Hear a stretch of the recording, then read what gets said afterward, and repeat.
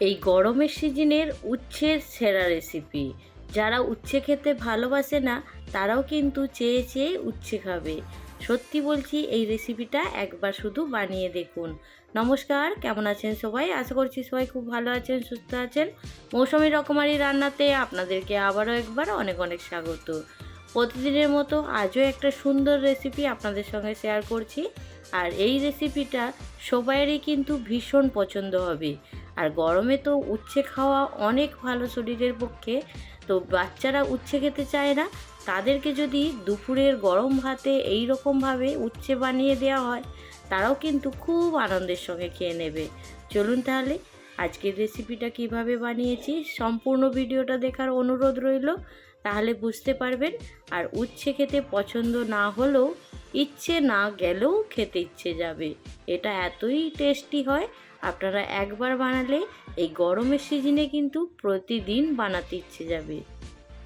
এবার দেখুন বন্ধুরা, এইখানে আমি 5টা উচ্ছে নিয়েছি। আপনারা চাইলে পরিমাণটা কম বেশি করতে পারেন। তো এইখানে উচ্ছেটাকে খুব ভালো করে ধুয়ে নিয়েছি। ধুয়ে নেওয়ার পরে এবার উচ্ছের যে পেছনের অংশ উপরের অংশটা আছে এটাকে কেটে দেব। ছুরি দিয়ে যেভাবে আমি কেটে নিচ্ছি এইভাবে কেটে নিতে হবে। আর আজকের রেসিপি যদি আপনাদের ভালো লাগে অবশ্যই একটা লাইক দিয়ে দেবেন। আপনারা কে কোথা থেকে দেখছেন অবশ্যই কিন্তু জানাতে পারেন আমাকে। তো এইখানে দেখুন আমি সুন্দর করে উচ্ছের দুটো সাইডই কেটে নিয়েছি। এবার এইখানে আমি গ্যাস অন করে আগে থেকে একটু গরম জল করে নিয়েছি। এই জলের মধ্যে উচ্ছেটাকে দিয়ে দেব। এবার পরিমাণ মতো নুন দেব। এবার ওপর থেকে একটা ঢাকনা ঢাকা দিয়ে 3 মিনিট খুব ভালো করে জলটাকে ফুটিয়ে নেব। তাতে কি উচ্ছেটা একটু সুন্দরভাবে সেদ্ধ হয়ে যাবে। তবে একদম যদি খুব বেশি সেদ্ধ হয়ে যায় তখন কিন্তু এর মধ্যে স্টাফিংটা ভরা যাবে না। সেই জন্য একটু খেয়াল করে সেদ্ধ করতে হবে, যাতে উচ্ছেটা একদম সেদ্ধ হয়ে গলে না যায়। তো এইখানে দেখুন আমি 3 মিনিট খুব ভালো করে ফুটিয়ে নিয়েছি। এবার জল থেকে উচ্ছেটাকে তুলে নেব। জল থেকে উচ্ছেটাকে তুলে নেওয়ার পরে দেখুন ঠান্ডা করে নিয়েছি খুব ভালো করে। উচ্ছেটা যখন ঠান্ডা হয়ে যাবে তারপরে একটা ছুরি দিয়ে মাঝ বরাবর খুব সাবধানে কেটে নিতে হবে।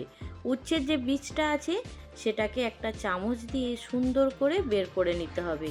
তবে একটু সাবধানে করে নিতে হবে কাজটা, নাহলে উচ্ছেটা যদি দুটো সাইড কেটে যায় তখন স্টাফিংটা ভরার পরে আর ভালো লাগবে না দেখতে।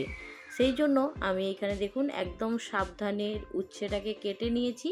এবার একটা চামচের পেছন দিয়ে খুব সুন্দর করে উচ্ছের বীজগুলোকে বের করে নেব।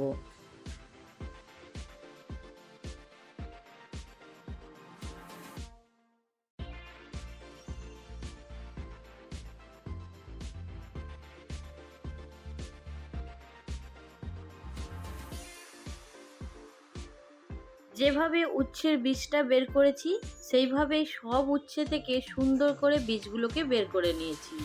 বের করে নেওয়ার পরে এবার এখানে গ্যাস অন করে একটা কড়া গরম করেছি। উচ্ছেটাকে এবার সুন্দর করে একটু ভেজে নেব। এখানে দেখুন আমি অল্প পরিমাণে তেল দিয়েছি, রিফাইন তেল, আপনারা চাইলে সর্ষের তেলও দিতে পারেন।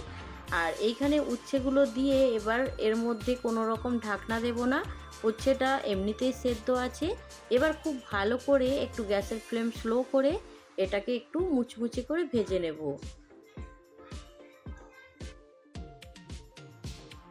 একটু অপেক্ষা করার পরে উচ্ছেটাকে উল্টে পাল্টে সুন্দর করে ভেজে নিয়েছি। এবার প্লেটের মধ্যে তুলে নিচ্ছি। কড়ার মধ্যে যে বাকি তেলটা আছে ওই তেলের মধ্যে অল্প একটু তেল দিয়ে দিলাম। দিয়ে এবার গোটা জিরে এইখানে ফোড়নের জন্য দিয়ে দিয়েছি। আর এইখানে আমি 4টে মোটা মোটা রসুন নিয়েছি। সেই রসুনটাকে সুন্দর করে ছোট্ট ছোট কেটে রেখেছিলাম। এবার এর মধ্যে দিয়ে দেব কাঁচা লঙ্কা। ঝালের পরিমাণটা অবশ্যই আপনারা কম বেশি করতে পারেন। তো এইখানে কাঁচা লঙ্কাটা দিয়ে রসুন আর কাঁচা লঙ্কাটাকে একটু ভেজে নিচ্ছি। একটা স্টাফিং বানানোর জন্য এটাকে আমি তৈরি করছি। তো এইখানে আমি দেখুন 1 চামচ কাসুরি মেথি দিয়েছি। সবগুলো একটু যখন ভাজা হয়ে যাবে তখন এর মধ্যে দিয়ে দিতে হবে লঙ্কার গুঁড়ো। এখানে হলুদ দেওয়া যাবে না, শুধু লঙ্কার গুঁড়োটাই দিতে হবে। এখানে দেখুন আমি 1 চামচ ভর্তি করে লঙ্কার গুঁড়ো দিয়েছি।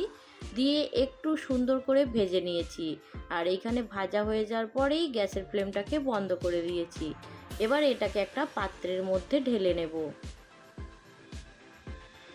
উচ্ছের এই রেসিপিটা আপনি যদি কাউকে খাইয়ে থাকেন, সে কিন্তু আপনার প্রশংসা করতে একটুও থামবে না। এটা খেতে দুর্দান্ত স্বাদের হয়, আপনারা বানালেই বুঝতে পারবেন। এবার দেখুন বন্ধুরা, এইখানে কিন্তু ফোড়নটা সুন্দর ঠান্ডা হয়ে গেছে।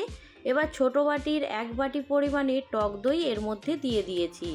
এবার স্বাদ মতো দেব নুন, তারপরে দিয়ে দেব সামান্য পরিমাণে একটু চিনি। চিনিটা একদমই অপশনাল, তবে দিলে খেতে ভালো লাগবে। স্বাদটা কিন্তু এই যে টক মিষ্টির ব্যালেন্স একটা হবে, এটা ভীষণ সুন্দর লাগবে স্টাফিংয়ে, সেই জন্য চিনিটা দিলে খুব ভালো লাগবে। এখানে দেখুন আমি একটা বড় পেঁয়াজকে ছোট ছোট করে কেটে নিয়েছি। কেটে নেওয়ার পরে খুব ভালো করে এখন এর মধ্যে মিশিয়ে নিচ্ছি।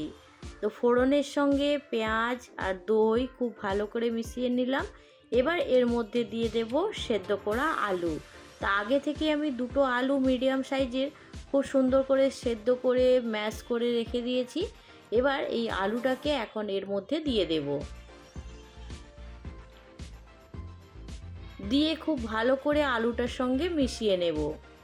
তো আমাদের স্টাফিংটা আলুটা মিশিয়ে নেওয়ার পরেই কিন্তু একদম রেডি হয়ে যাবে। তো এইটা একদম সহজ পদ্ধতি। গরমে রান্না করতে না ইচ্ছে গেলে ঝটপট এই একটা পদ দিয়েই কিন্তু খাওয়া হয়ে যাবে। আপনারা এই রেসিপিটা অবশ্যই ট্রাই করুন। আর বাড়িতে অতিথি আসলে নতুন কোনো জিনিস যদি খাওয়াতে ইচ্ছে করে, অবশ্যই কিন্তু এই রেসিপিটা অতিথিদের সঙ্গে শেয়ার করতে পারেন। তো দেখুন এইখানে আমি আলুর পুরটাকে সুন্দর করে রেডি করে নিয়েছি। এবার এই উচ্ছের মধ্যে ভরে নেব। আর উচ্ছেটা আমি সেই জন্যই আগে থেকে ভেজে নিয়েছি, যাতে পরে আর আলু ভরে ভাজতে না হয়। তো এমনিতেই খেতে এটা এত সুন্দর হয়, আপনারা বানালে বুঝতে পারবেন। তো আজকের এই রেসিপি আপনাদের কেমন লাগলো জানাতে কিন্তু একদম ভুলবেন না। একদম ইউনিক একটা রেসিপি, আপনারা বানান।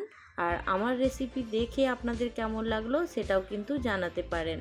এইখানে দেখুন আমি আরও একটা সুন্দর করে রেডি করে নিচ্ছি। এইভাবেই বাকির উচ্ছেগুলোকেও সুন্দর করে রেডি করে নিয়ে একদম সুন্দর করে গার্নিশ করে আপনাদের কাছে ফিরে আসছি। এখানে দেখুন প্লেটের মধ্যে আমি একটু গার্নিশ করে নিয়েছি ধনেপাতা উপর থেকে দিয়ে, আর ওপর থেকে অল্প একটু বাটার মেল্ট করে এর মধ্যে দিয়ে দিলাম। দিয়ে দিলে এটা দেখতেও সুন্দর লাগবে আর খেতে তো অসম্ভব সুন্দর লাগবে। তা আজকের রেসিপি এখানেই শেষ করছি। পরবর্তী রেসিপি নিয়ে খুব তাড়াতাড়ি দেখা হবে। দুপুরের গরম ভাত কিন্তু একদম জমে যাবে, বানাতে একদমই ভুলবেন না। আমার রেসিপি দেখে বানালে অবশ্যই কিন্তু আমাকে কমেন্টে জানাবেন। আজকের রেসিপি এইখানেই শেষ করছি। পরবর্তী রেসিপি নিয়ে খুব তাড়াতাড়ি আরও একটা নতুন ভিডিওর সঙ্গে দেখা হবে।